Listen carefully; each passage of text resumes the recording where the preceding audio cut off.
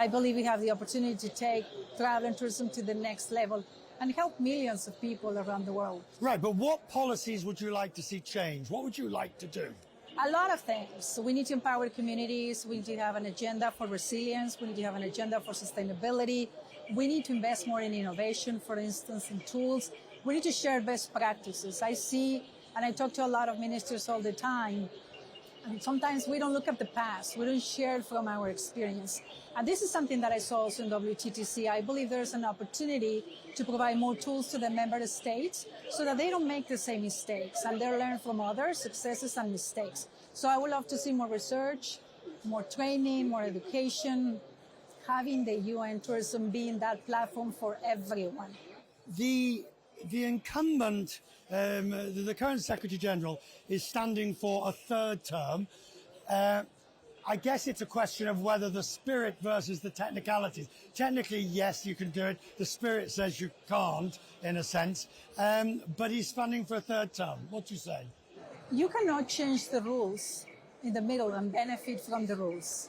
I believe in transparency. I believe in good governance. And I believe also in rotation and in opportunities and multilateralism. So I don't believe that it's right to change the rules and force a third term. That's not good for the world, especially the challenges that we face right now. I think there's an opportunity for a new change. I hear that from all the ministers that have been talking. They want change. They want a fresh start. They want to work in a new era. So if we look at who's supporting you, I know you've got some of the big private sector companies, but which countries besides your own? A lot of countries. As you know, the vote is secret. I have been talking to countries in Latin America, in Africa, in Europe. I have a lot of support for many reasons because they know me. They know that I can build bridges with the private sector. As you say, over 100 CEOs from around the world are supporting me. Unprecedented. That has never happened. They have seen how I build bridges with the private sector. So I have countries from all over the world supporting me right now. And the idea is I'm going to be campaigning the next 12 weeks to get more votes.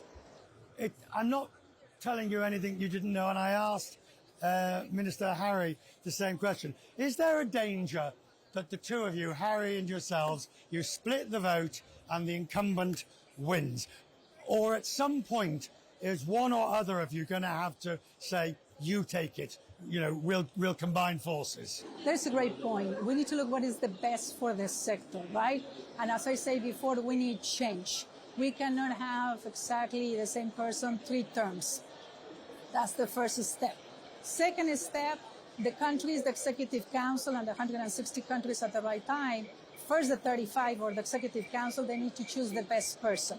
And at some point, yes, we need to compromise.